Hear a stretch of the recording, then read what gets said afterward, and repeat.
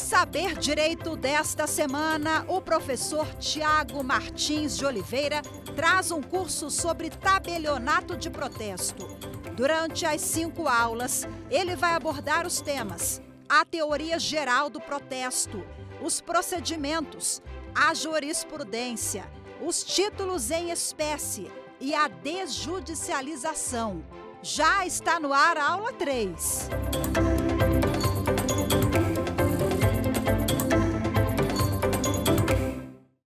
Olá, bem-vindos. Eu sou o Tiago Martins de Oliveira, professor de Direito Notarial e Registral, professor da Escola da Magistratura do Estado do Paraná, professor do curso Virgínia Arraes e sou o autor do livro Tabelionato de Protesto, curso completo sobre o tema, lançado esse ano, em que eu trato com bastante carinho e afinco de todos esses temas que a gente está assistindo aqui nesse curso para a TV Justiça. Tá? E nas nossas 2 primeiras aulas, a gente falou traços gerais, o que seria o tabelionato de protesto e vimos os aspectos do procedimento. Vamos recapitular algumas coisas, né, que são importantes para a gente entender o que a gente vai ver nessa aula de hoje, que é o procedimento do protesto aliado à jurisprudência. Como que não só o tabelião, mas um registrador de imóveis se submete à jurisprudência, em que aspectos a jurisprudência vai atingir o procedimento. Tá? Então, nós vimos que o protesto é um ato formal e solene pelo qual se comprova a inadimplência de obrigação contida em títulos e demais documentos de dívida, remontando, como a gente viu também, ao século XIV, um instrumento de cobrança eficiente, um instrumento de cobrança vinculado na sua origem a títulos de crédito.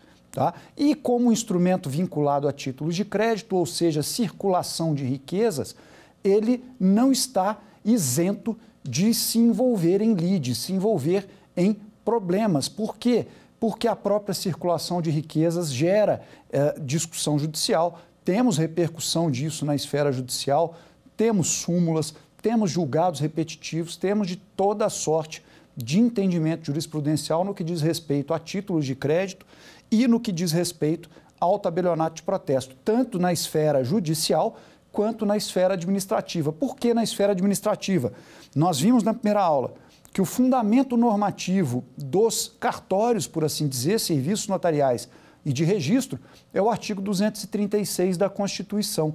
E o artigo 236 da Constituição é claro ao dizer que o serviço notarial de registro ele é fiscalizado pelo Poder Judiciário.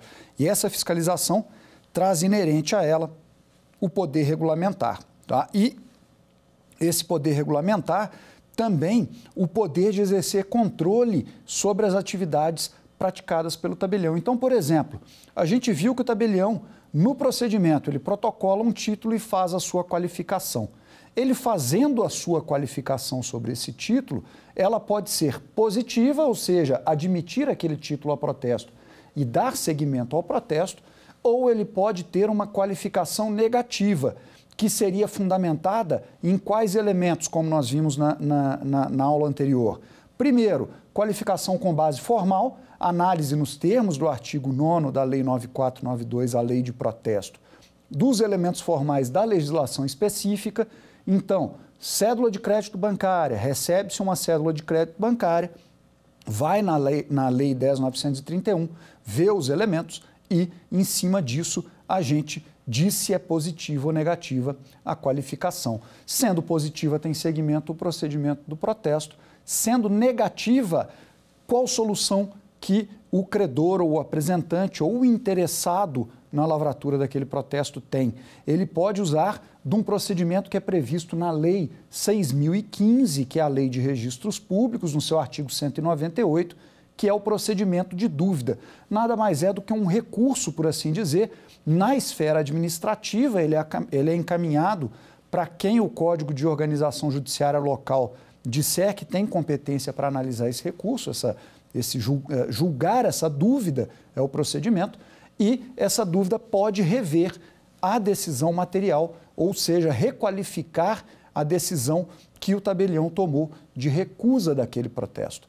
E isso pode, inclusive, ser objeto de recurso para uma segunda instância, também conforme o Código de Organização Judiciária Local. Então, nós temos jurisprudência administrativa relevante sobre temas relacionados ao tabelionato de protesto. Por quê? Porque exatamente pode ser objeto de recurso caso haja uma recusa. E mesmo assim, caso a parte entenda que aquele ato que o tabelião está praticando é ilegal, pode haver uma representação administrativa, se houver algum abuso por parte do tabelião, também julgado pelo órgão correcional, geralmente a Corregedoria do Tribunal de Justiça local.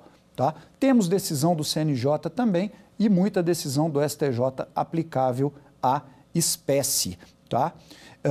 Vamos começar analisando decisões sobre a qualificação do título. Depois a gente segue para decisões referentes à intimação. Mas primeiro vamos analisar decisões sobre a qualificação do título. O primeiro problema que nós tivemos jurisprudencial relevante que foi colocado na análise do tabelionato de protesto e no exercício da sua função foi exatamente a questão da competência territorial. Tá? Por que a questão da competência territorial? Nós vimos que a competência territorial ela é definida pela lei de regência de cada título e em cima da lei de regência de cada título, geralmente é colocado como competente o tabelião que esteja na praça de pagamento daquele título. Só que isso trouxe a possibilidade de alguns apresentantes fazerem a apresentação abusiva dos seus títulos, indicando praças que não correspondiam com a praça de fato. Exemplo primeiro que a gente teve, cheque, em que a apresentação era feita declarando-se o endereço do devedor, do sacador do título, como sendo um diferente daquele em que ele se localizava. Tá? Então, o primeiro momento relevante que a gente tem é essa discussão com relação à competência territorial do tabelionato de protesto, que repercutiu com relação a títulos específicos e que repercutiu em normativas estaduais. Tá? Essas normativas estaduais, elas vieram a ser questionadas, algumas delas, perante o Conselho Nacional de Justiça, sob a alegação de que haveria a infringência ao princípio da territorialidade. Por que isso? Já que havia essa questão da indicação de praça indevida, tá? Alguns estados prendiam os tabeliães em sua competência territorial limitados à competência da praça prevista no título e colocaram na normativa, olha, se o devedor residir em outro local que não seja a praça de pagamento, deve-se enviar uma carta para esse devedor notificando-o do protesto. E por que que isso foi questionado? Porque isso não tem fundamento na Lei 9492, pelo menos não tinha fundamento na 9492 nesse primeiro momento. Mas foi uma tentativa dos tribunais de passarem a assegurar a ciência do devedor daqueles títulos, mesmo que a praça não coincidisse com o seu domicílio. E essas normativas estaduais foram levadas a questionamento perante o Conselho Nacional de Justiça, alegando-se que isso iria contra a territorialidade. Ora, a territorialidade não é em si a intimação do devedor. A territorialidade é a definição do tabelião competente e assim decidiu o Conselho Nacional de Justiça. Então, a competência é inafastável. A forma de intimação, ela é outro assunto. Lógico, não tem fundamento na 9492, mas o CNJ entendeu que isso daí atenderia de forma eficiente o objetivo do protesto, que é cientificar o devedor e lhe oportunizar a possibilidade de fazer o pagamento dentro do tríduo. Então, mesmo que o devedor residisse em praça diversa da praça de pagamento do título, ele poderia ser intimado, então, por carta. Tá? Na esfera judicial, isso também repercutiu. Isso daí deu origem ao tema 921 do Superior Tribunal de Justiça, exatamente tratando desse tema com relação a uma cédula de crédito bancária, no caso específico. Tá? O que o STJ decidiu? Exatamente como o CNJ. né, que se o tabelião tiver uma situação de protesto em que a praça de pagamento não coincide com o domicílio do devedor, ele deve tentar a localização do devedor, ainda que seja por meio de AR. Ele deve fazer de tudo, esgotar todos os meios de localização do devedor para quê? Cientificá-lo acerca da existência daquele protesto e oportunizar a ele a lavratura de um protesto que ele saiba que vai acontecer e que ele tenha tido a oportunidade de se defender. Tá? A jurisprudência, então, por que a gente faz essa digressão? Porque isso vai nos levar ao provimento 149, né? Hoje. Porque a jurisprudência, então, ela vem permitindo administrativa e judicialmente o envio de carta para local diferente do domicílio da praça de protesto do título. E como entende, então, o provimento 149 do CNJ?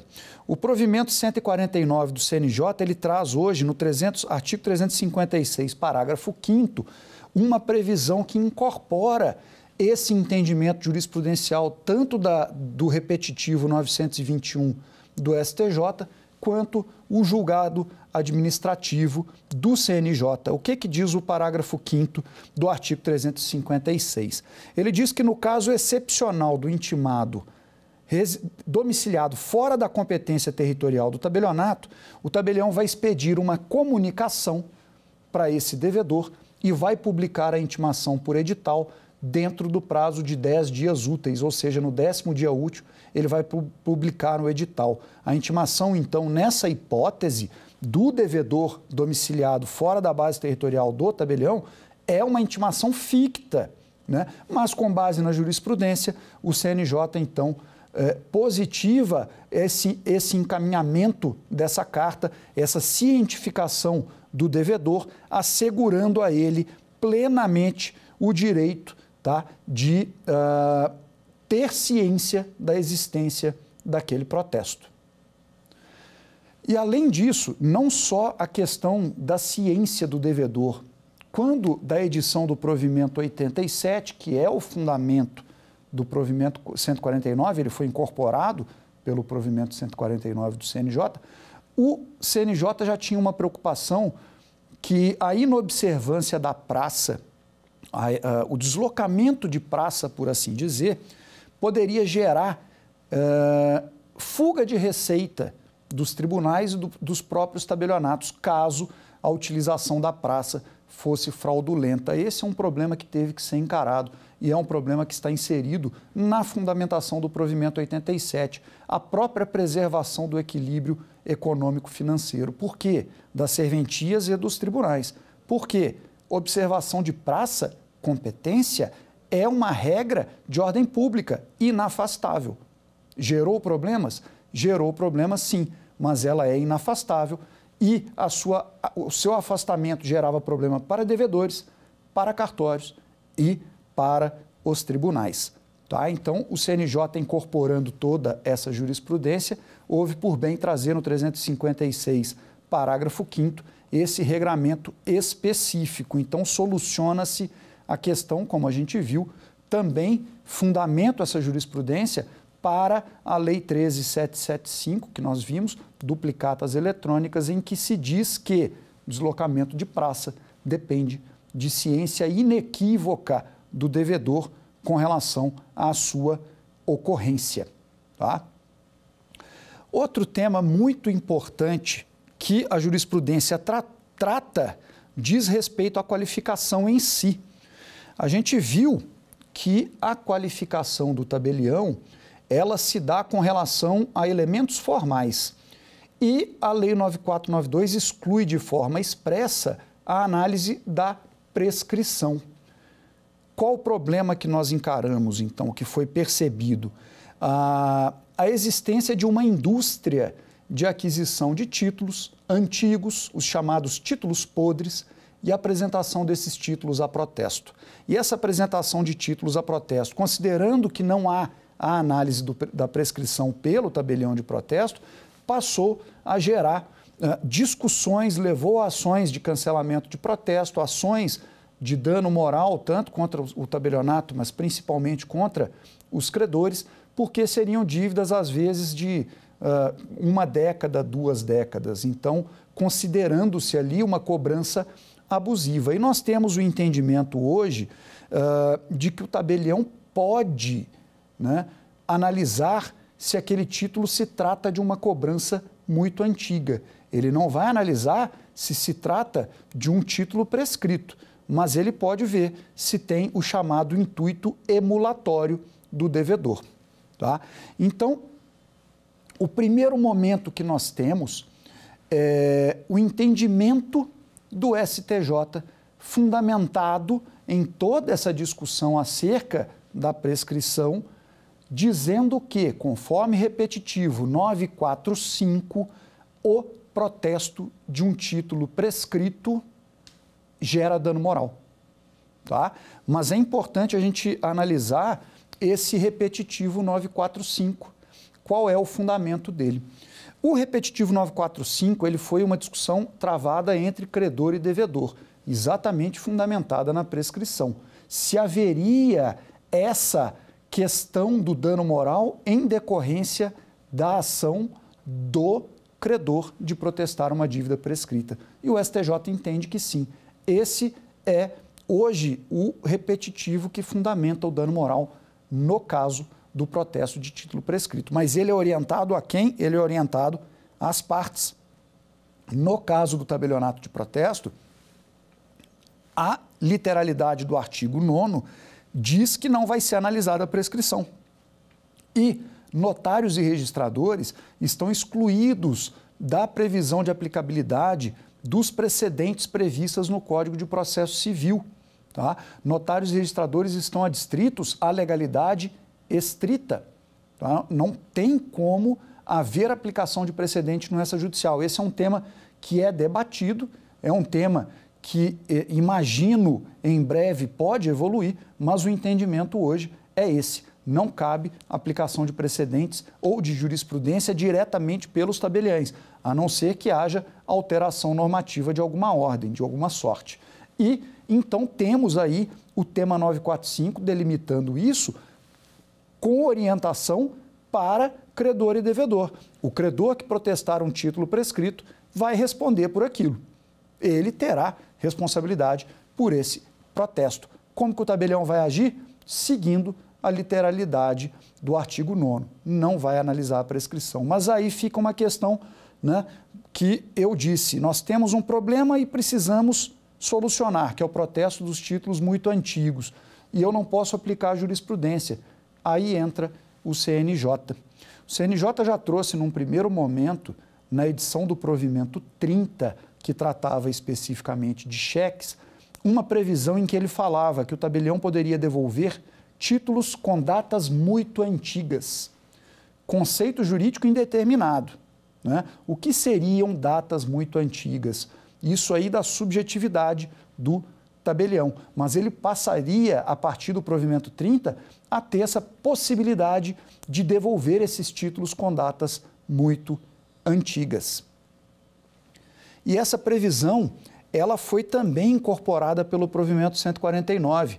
Tá? Então, hoje, muito embora ela esteja no elemento que trata, no trecho que trata do cheque, pode sim, de forma analógica, ser aplicada para os demais títulos, títulos com datas muito antigas, de forma subjetiva, mas com base naquilo que nós vimos que o tabelião usa na sua qualificação, que é o juízo prudencial, pode sim ser devolvido um título que se considere muito antigo. Com base em quê, professor? Porque o senhor disse que está sujeito à legalidade. Ora, eu posso considerar que isso daí é intuito emulatório do devedor, que o objetivo não é receber esse título.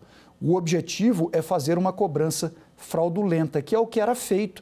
Era uma tentativa de recuperar uma dívida podre, uma dívida já prescrita há muito tempo, de, às vezes, valores muito baixos, né? Às vezes sem uma causa justa, né? E aí a gente tem a previsão geral do provimento 149, em que intuito emulatório ou mesmo perpetração de fraude dão ensejo a devolução de títulos pelo tabelião. E eu posso considerar, nesse caso, que se trata de intuito emulatório. Eu não vou dizer que houve a prescrição, né?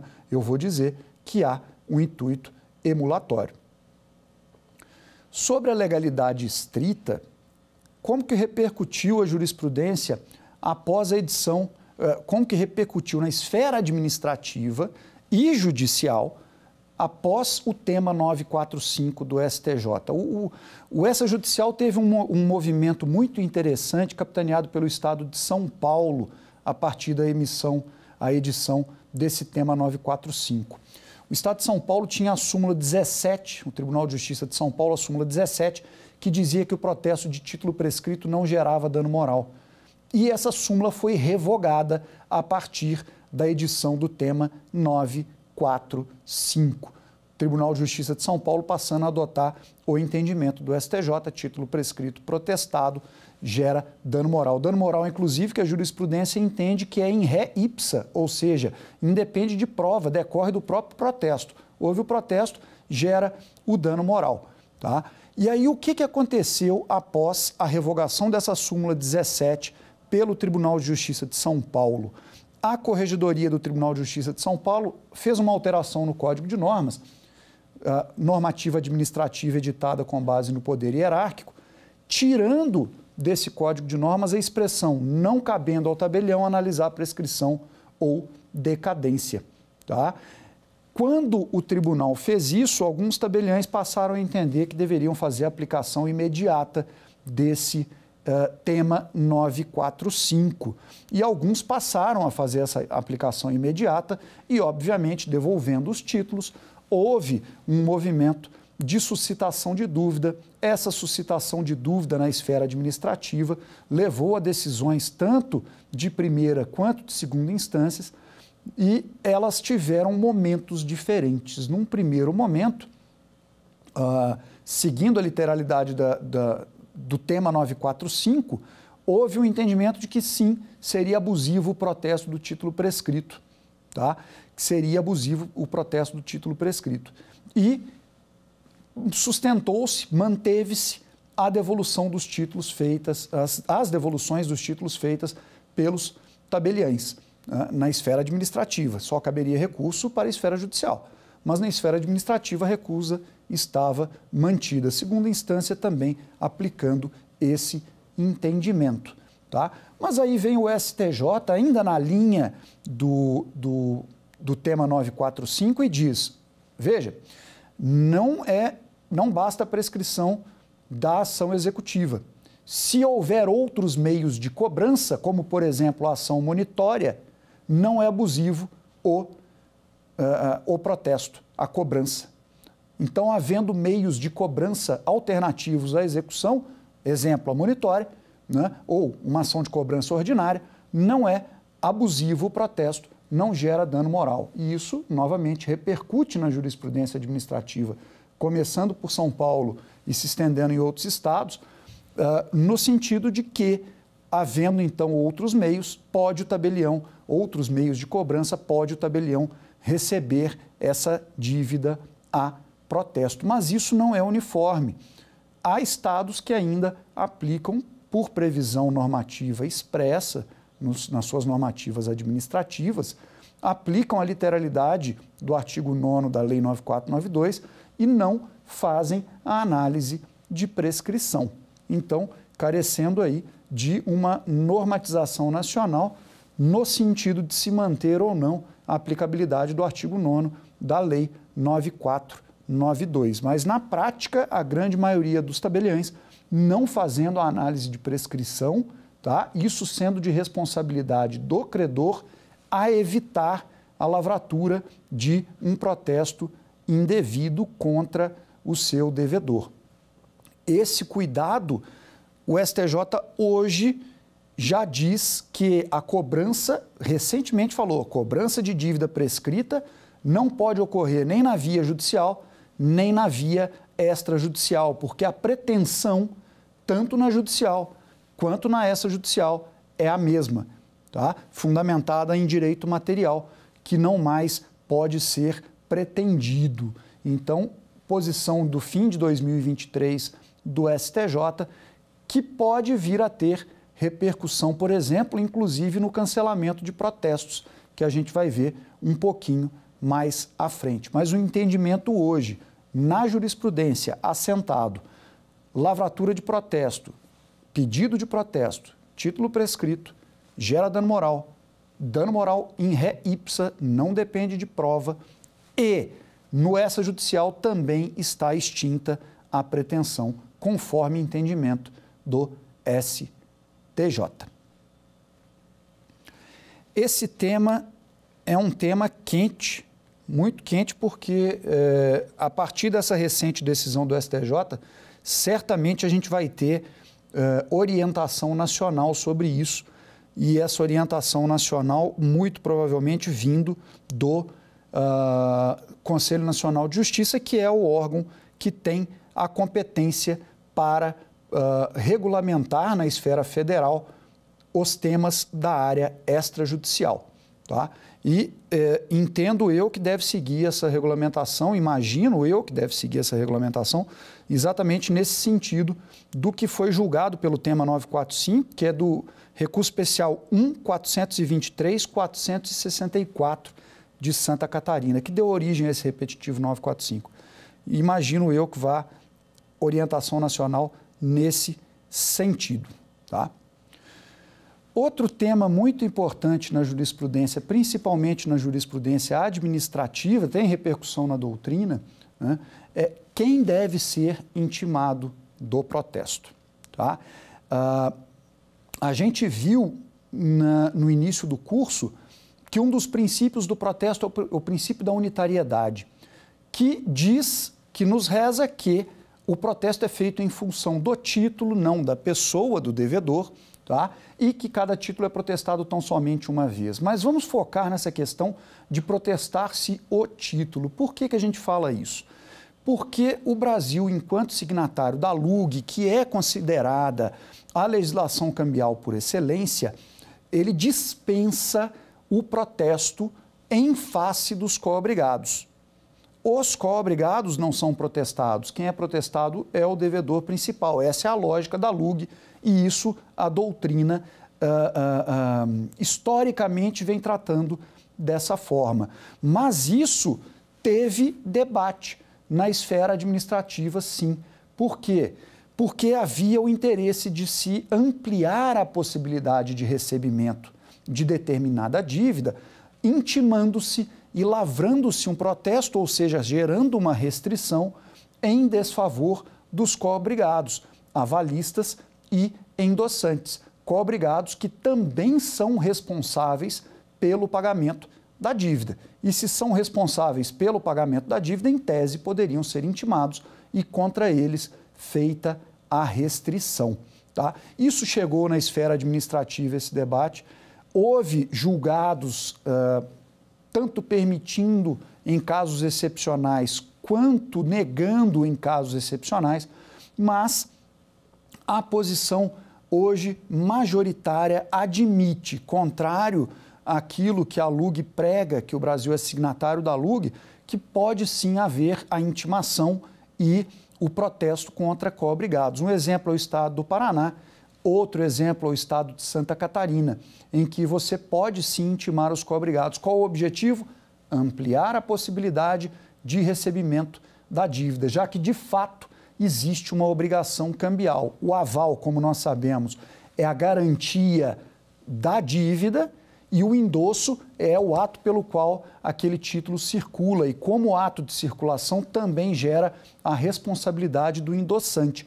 Ambos se obrigam pelo pagamento da dívida. Então não haveria, no entendimento desse posicionamento jurisprudencial que vem sendo modernamente adotado, não haveria proibição para a intimação dos co-obrigados e facultando a eles também o prazo para pagamento e, obviamente, facultando a eles, se for o caso, a discussão da dívida.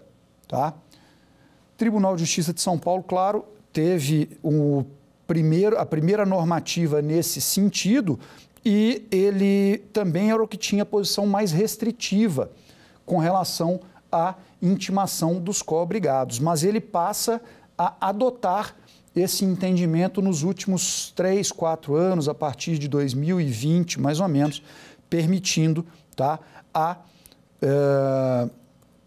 intimação dos co-obrigados e, com isso, ampliando a base de pessoas que poderão eventualmente sanar aquela dívida. Tá? Outro tema que a jurisprudência tratou, também jurisprudência administrativa aqui no caso, a hipótese do edital eletrônico. Tá? Por que que isso nos é importante? Porque hoje nós temos isso em lei e foi decorrente de decisão jurisprudencial do Conselho Nacional de Justiça. O que que aconteceu especificamente no caso? O Tribunal de Justiça de Santa Catarina fez uma alteração na normativa local, dizendo que o protesto poderia utilizar o meio eletrônico de intimação. Essa intimação poderia ser feita por via eletrônica e isso foi questionado no CNJ com relação à validade perante aquilo que nós vimos na 9492, que dizia que deveria ser publicado em jornal de grande circulação. O que que o CNJ entende? Passou a entender que não haveria problema nenhum, exatamente pela questão da efetividade. Havendo efetividade, o CNJ aprovou. Então, ele permite, tá, a verificação da legalidade desse procedimento por outros estados e permite a adoção em suas normativas locais. E assim foi adotado, assim foi colocado no provimento 87, assim está no provimento 149, permitindo o edital eletrônico, e agora, por recente alteração do ano de 2023, incorporado na Lei 9492, então passamos a não ter mais a intimação ficta com publicação em jornal de grande circulação, mas sim a intimação ficta mediante publicação em edital eletrônico, notadamente no site da Central Nacional de Protesto, já com fundamento normativo baseado em jurisprudência do STJ. E assim vem andando. Como os senhores veem, há uma alteração jurisprudencial, há uma alteração normativa, porque depende o tabelião exatamente dessa previsão de legalidade estrita, sem a qual ele não poderá dar atendimento àquilo que foi decidido, pelo menos em um primeiro momento. Né? Pelo menos em um primeiro momento. E, no caso do edital, claro, muito embora houvesse a decisão do CNJ, os estados onde essa normativa ainda não existia, não pôde ser esse entendimento adotado. Tá? Agora, nessa questão da adoção de precedentes pelo tabelião, a gente tem alguns casos em que existe um precedente e o tabelião acaba se valendo desse precedente, não pelo precedente em si, mas pela sua própria fundamentação. E no protesto, em alguns casos, isso daí ocorre. Tá? Um exemplo que nós temos é contrato de abertura de crédito.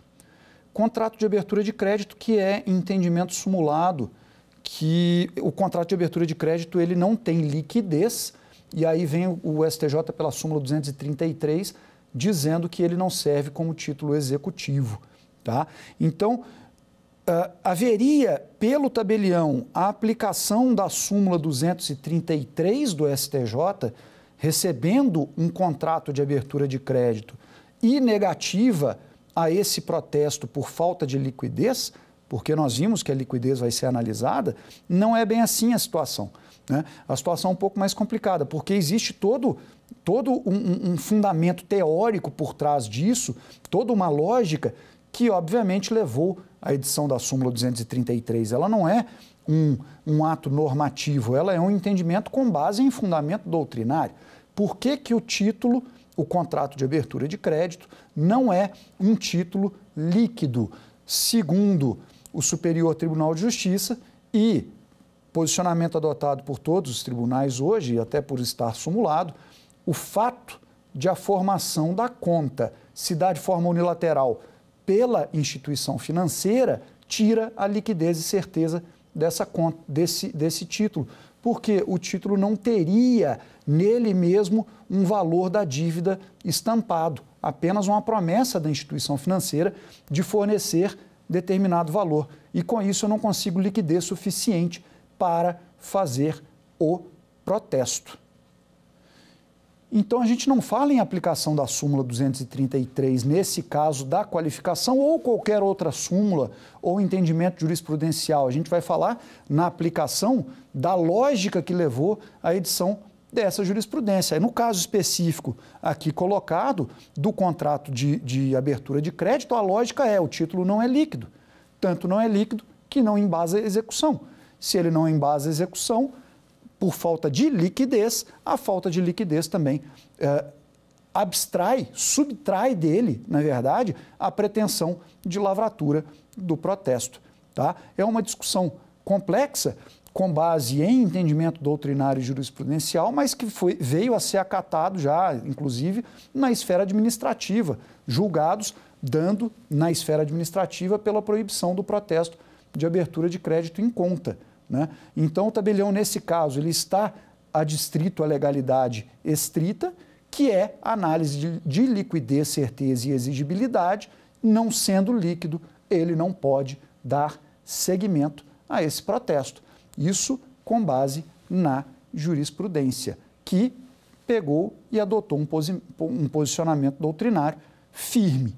Tá? Então, ficamos ali numa posição um pouco complexa, mas nesse caso da qualificação dos títulos, a gente acaba tendo posições que nos permitem adotar essa ou aquela linha. Mesma coisa, no contrato de abertura de crédito, na súmula 233, ele é ilíquido. Mas o que as instituições financeiras passaram a fazer, passaram a adotar? A emissão de uma nota promissória vinculada ao contrato de abertura de crédito. E pelo princípio da abstração, em tese, ela seria autônoma em relação ao contrato e permitiria, então, o seu protesto ou até mesmo a sua execução. O STJ assim não entendeu, e isso está na súmula 258. Se o título é vinculado a um contrato ilíquido, se ele é emitido vinculado a esse contrato, essa iliquidez ela vai atingir esse título. Então, nessa tentativa de revestir esses títulos de liquidez, certeza e exigibilidade, as instituições emitindo-os, elas acabaram por criar um título que não era de fato abstrato, porque a súmula 258 diz isso.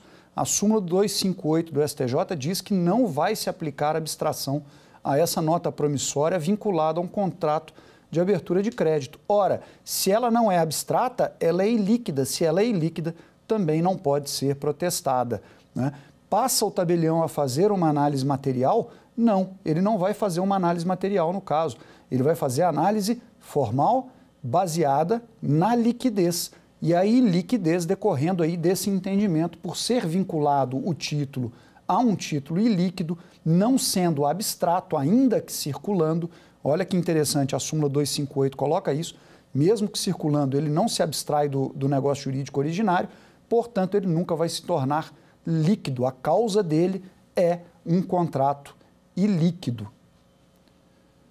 E a solução que foi encontrada para essa celeuma do contrato de abertura de crédito, né, súmula 233, súmula 258, foi a criação de um título específico, previsto na Lei 10.931, que é a cédula de crédito bancária.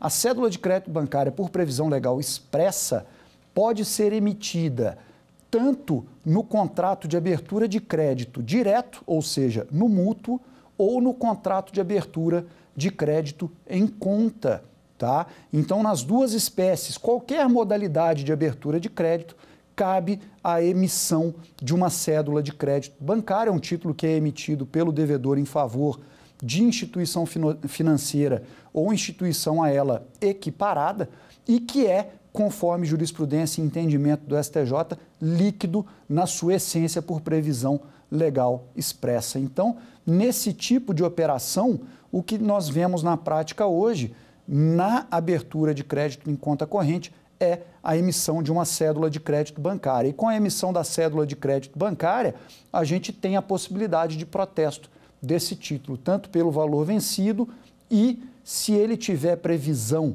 de vencimento antecipado das parcelas, caso haja inadimplência, também pelas parcelas a vencer as parcelas vincendas. Então, nós temos aí uma alteração legislativa, uma criação de um título com um título causal com hipótese de emissão ampla em decorrência da jurisprudência, com repercussão no protesto, porque aí passamos a não analisar mais a questão da causa desse título, porque ele já tem inerente a ele a liquidez, a certeza e a exigibilidade e, portanto, ele pode ser protestado, tá?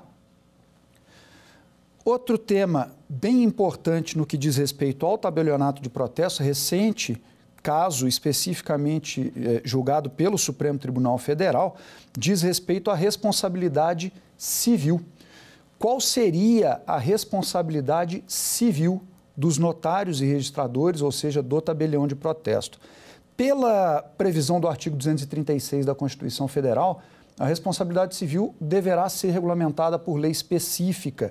E como nós vimos na nossa primeira aula, a lei que regulamenta a atividade de notários e registradores é a Lei 8935, e a Lei 8935 traz a responsabilidade dos notários e registradores sendo subjetiva, ou seja, a depender de prova, tá?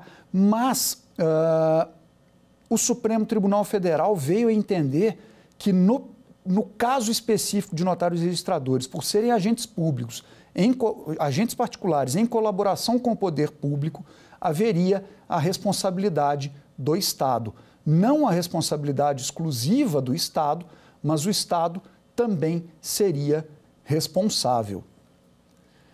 Essa responsabilidade ela se aplica muito assemelhada ao artigo 6º o parágrafo 6º do artigo 37 da Constituição Federal, no que diz respeito aos prestadores de serviço público por delegação ou por autorização, em que há subsidiariedade da responsabilidade do Estado. Então, recentemente, vem o Supremo Tribunal Federal e diz, no caso de ato de notários e registradores, a responsabilidade do Estado subsidiária aos notários e registradores. Mas há uma posição que se defende e que alguma jurisprudência já em tribunais locais vem admitindo, a responsabilidade seria exclusiva do Estado, não seria responsabilidade subsidiária, ela seria exclusiva. E com isso, extinção de algumas ações de pedido de indenização contra notários e registradores, tá?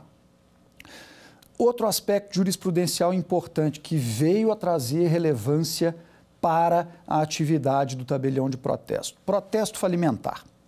O protesto falimentar, a Lei 11.101, a Lei de Falências, ela diz que o protesto falimentar vai seguir os requisitos da legislação específica, ou seja, seguiria a Lei 9492. O que a legislação específica diz? A gente viu que o protesto falimentar é um protesto especial. Protesto especial e necessário para o pedido de falência, especial porque ele teria requisitos específicos. O que a 9492 diz? Nada, né? A lei de protesto não traz requisitos especiais para o protesto falimentar. Quem cuidou desses requisitos especiais foi a doutrina que foi acatada pela jurisprudência, especificamente no que diz respeito à intimação do devedor, ou seja, daquele que se pretende fazer o pedido de falência. Por quê? O pedido de falência, um pedido muito grave, né? E como a gente viu pelo princípio da formalidade simplificada, a intimação do protesto, ela não é pessoal, ela é feita no local em que foi indicado o endereço do devedor, indicação essa feita pelo credor no momento da apresentação, sem grandes requisitos, sem grandes especificidades. Mas no caso do protesto falimentar, pelo tamanho da gravidade do pedido de falência, houve uma discussão se isso atenderia ou não. E a jurisprudência caminhou no sentido da edição da súmula 361 do STJ, que exige que, na intimação falimentar, tá, haja a identificação da pessoa que a recebeu. Isso com base em posição doutrinária fundamentada na Lei 11.101, seguindo a mesma lógica da competência territorial para o pedido de falência, tá? No sentido dessa competência para o pedido de falência, seguiria paralelamente a competência para a lavratura do protesto, ou seja, o protesto deve ser lavrado no local do principal estabelecimento da pessoa jurídica cuja falência se pretende pedir, tá? E lá feita a intimação com a identificação do recebedor, tá? Então, nós temos uma construção jurisprudencial e como que os tabelionatos passaram a aplicar isso? Inserção disso nas normativas administrativas. As corregedorias alteraram os códigos de normas locais para inserir essa previsão da competência territorial como sendo o principal estabelecimento do devedor e a necessidade de cumprimento da súmula 361, porque isso é um requisito para o pedido de falência. Não adianta o tabelião fazer um protesto sem observância desse requisito, porque o protesto necessário para o pedido de falência estaria inválido, incorreto, seria inaceitável isso, tanto do ponto de vista judicial quanto do ponto de vista do extrajudicial. Então, as normativas estaduais trazendo aí essa previsão para os códigos de normas, tá? E o último tema que eu gostaria de colocar para vocês é a influência da falência, da jurisprudência de falência no tabelionato de protesto, tá? Dois temas interessantes de bem rápida análise. O primeiro deles é o seguinte: o pedido de falência ele gera a suspensão das ações e execuções contra o falido, é o chamado stay period, pelo prazo de 180 dias, prorrogável mais uma vez por 180 dias. Né? Essa suspensão dos processos e das execuções se aplica ao protesto? Essa é a pergunta que a jurisprudência teve que decidir. Não tem previsão legal expressa dessa suspensão, tá? Não é uma decorrência imediata do deferimento do processamento da recuperação judicial ou da falência. Essa suspensão dos protestos, então, dependeria de decisão judicial expressa do juízo falimentar. A própria Lei 9492 diz, e o termo é antigo, ela fala concordata não tem efeito sobre o protesto, mas a concordata, o instituto moderno equivalente, é a recuperação judicial. E, de fato, não tem efeito direto. O que a jurisprudência entende é que, havendo deferimento do processamento da falência ou da recuperação judicial, se o juízo entender viável, vai emitir uma decisão específica de suspensão dos protestos e o tabelião acata. Agora, o mero deferimento do processamento não gera impacto sobre o protesto, tá? E ainda não gera impacto sobre o protesto de forma direta a aprovação do plano de recuperação judicial. A aprovação do plano de recuperação judicial, ele gera a novação dos créditos submetidos ao plano, tá?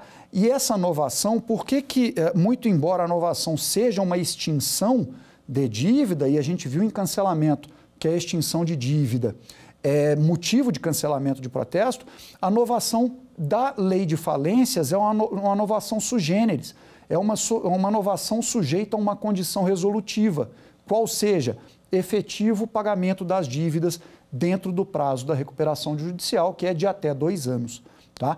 Então, o deferimento da recuperação judicial não vai gerar o cancelamento dos protestos. Pode gerar, inclusive, tem entendimento sumulado, enunciado, na verdade, do Conselho da Justiça Federal, nesse sentido, de que deveria, no caso, se for a hipótese, haver decisão expressa do juízo para suspensão de efeitos. Perfeito? Vamos para o nosso quiz, então, para a gente ver as questões que foram analisadas hoje.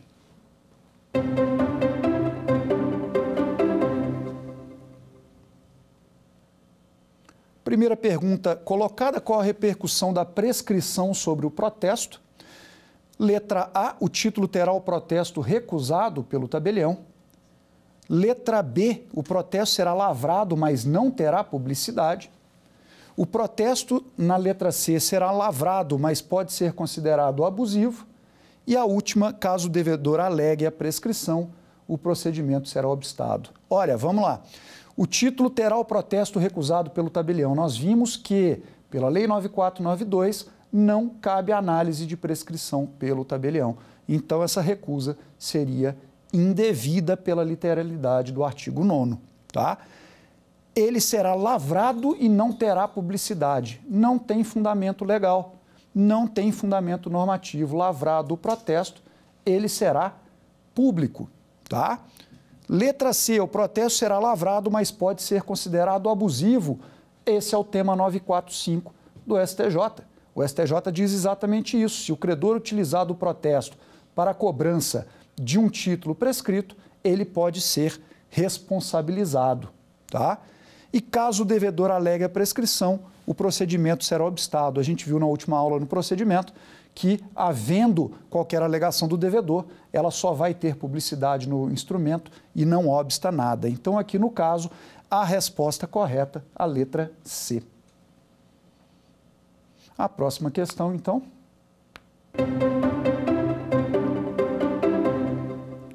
Sobre o cancelamento do protesto, é possível afirmar que a prescrição enseja o cancelamento do protesto. Letra A. O cumprimento de ordem de cancelamento independe do pagamento de emolumentos. Letra B. A recuperação judicial permite o cancelamento do protesto. Letra C. E a letra D. O protesto comum não permite o pedido de falência. Tá? Então, nós temos aqui, na letra A, a prescrição enseja o cancelamento.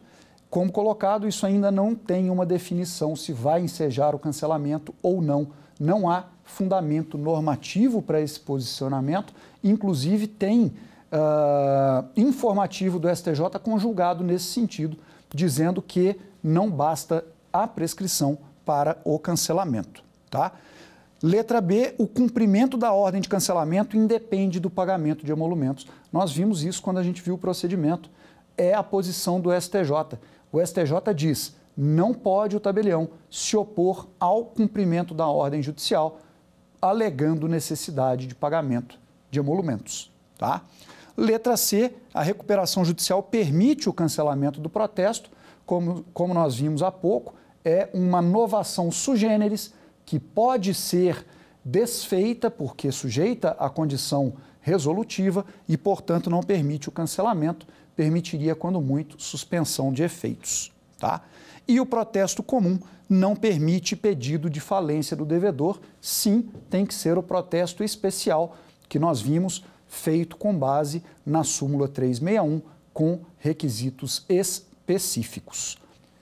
Então, a resposta da questão aqui, letra B, o cumprimento da ordem de cancelamento independe do pagamento de emolumentos. Tá? E a nossa última questão. O que não pode ser protestado segundo jurisprudência? Letra A, contrato de câmbio. Letra B, contrato de mútuo. Letra C, contrato de cartão de crédito. E letra D, cheque devolvido por desacordo comercial. Contrato de câmbio a gente já viu na primeira aula, segunda aula, que ele seria uma das hipóteses de protesto necessário. Protesto necessário em que haveria o protesto para a sua execução. Então, sim, é um título protestável, né? E letra B e letra C próximas. Letra B, contrato de mútuo, que é empréstimo direto. E letra C, contrato de cartão de crédito, que é abertura de crédito em conta corrente. Ora, o contrato de mútuo, o empréstimo direto, é líquido, certo e exigível. Já o contrato do cartão de crédito cairia na proibição da súmula 233 do STJ por ser ilíquido, não é título executivo, também não há a pretensão no extrajudicial. Tá? E cheque devolvido por desacordo comercial, aqui a gente está falando em uma discussão material do título que não importa para o tabelião. Nós veremos hipóteses em que o cheque não pode ser protestado, mas o desacordo comercial não é uma dessas hipóteses. Então, a resposta aqui da questão, a letra C, tá? O contrato de cartão de crédito. Na próxima aula, a gente segue falando de títulos de crédito em espécie, repercussões específicas desses títulos de crédito no procedimento de protesto, discussões com relação a cada um e a forma da sua qualificação perante o tabelionato de protesto. Agradeço todos por assistirem à aula e aguardo-os na próxima. Quer dar alguma sugestão de tema para os cursos do Saber Direito? Então mande um e-mail para a gente, saberdireito@stf.jus.br. Você também pode estudar pela internet. Acesse o nosso site radioetvjustiça.jus.br ou pode rever as aulas no canal do YouTube, @Rádio e TV Justiça.